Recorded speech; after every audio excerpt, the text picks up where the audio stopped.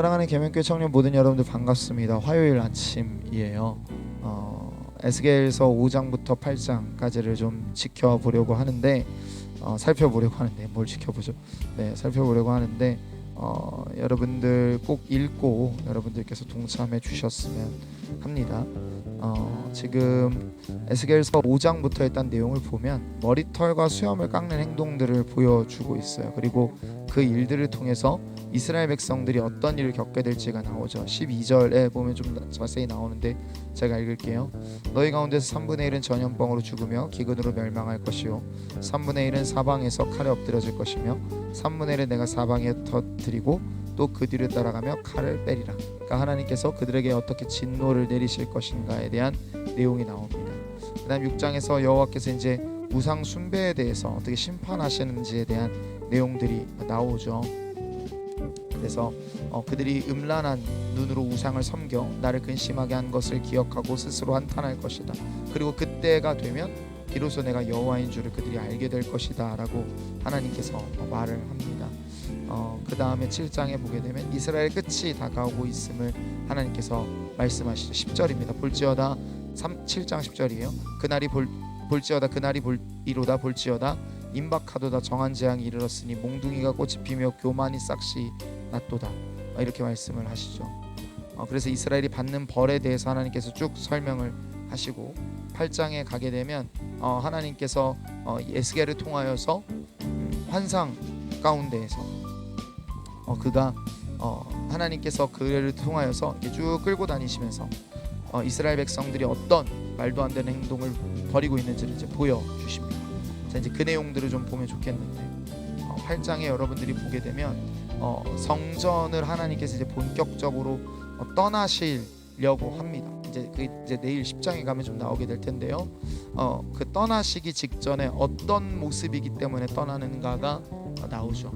여러분들 지금 보시면 8장에 보게 되면 여러 가지 모습이 나오는데 먼저는 들어가 봤더니 담에 구멍을 내라고 하셔서 담을 헐고 이렇게 구멍을 내고 보고 있는데 들어가 보니까 각양곤충과 가증한 짐승과 이스라엘 족속의 모든 우상을 그 사방벽에 그려놓고 있습니다.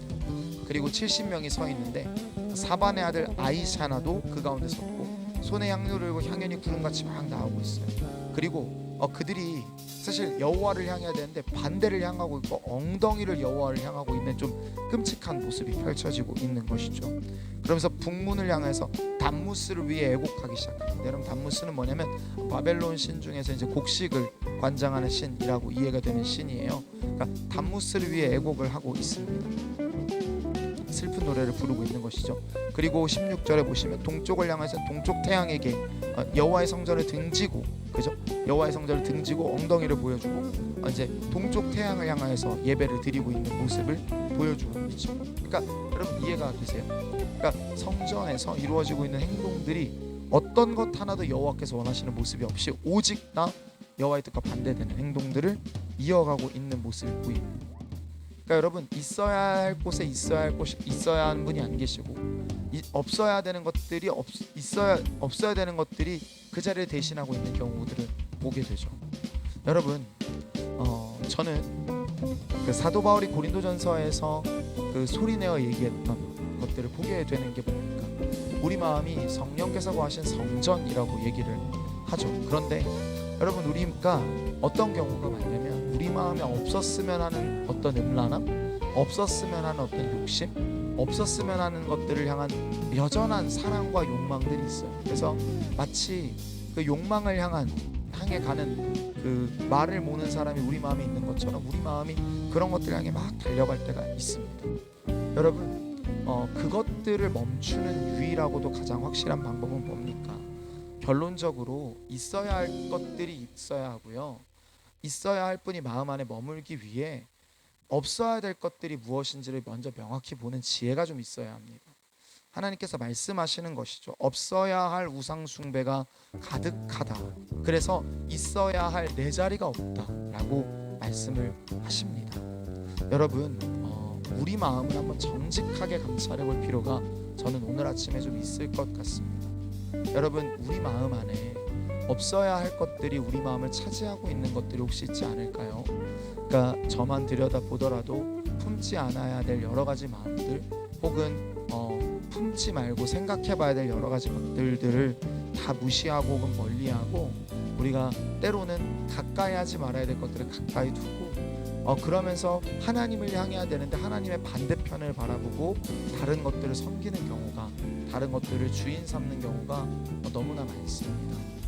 여러분, 여러분의 마음, 여러분 선택은 마음을 반영하고, 여러분이 어떤 것들을 하고자 하는 행동들은 결국 여러분의 마음을 반영할 수밖에 없어요. 그러니까 결국 우리의 마음이 하나님을 온전히 지향하고 있지 않다면 그것들은 잘못된 것들, 행동을 낳을 수밖에 없습니다. 그러니 여러분, 차분하게 이 아침에 여러분의 마음을 한번 점검해 보면 좋을 것 같아요. 하나님께서 여러분의 마음 안에 지금 없어야 될 것들이 혹시 대신 있지는 않은지, 그리고 있어야 될 하나님은 여러분 마음 안에서 좁은 곳을 차지하고 있지 않은지, 성령 하나님이 여러분 마음 안에 어떤 공간을 차지하고 있는지를 여러분 스스로 한번 점검해보는 이 아침이 될 수 있길 주님의 이름으로 축복합니다. 기도할까요? 하나님, 주의 성령께서 우리 마음에서 넓은 자리를 차지하게 되시길 소망합니다. 성령께 기대고 의지하게 하소서. 우리 마음에 없어야 될 것들이 떠나가게 하시고 우리 마음에 계셔야 되는 성령을 바라보는 우리 되도록 도우소서. 아버지께서 우리를 그렇게 이끌어 가실 것들을 믿고 감사드리며 우리를 구원하신 나사렛 예수 그리스도의 이름으로 기도했습니다. 아멘.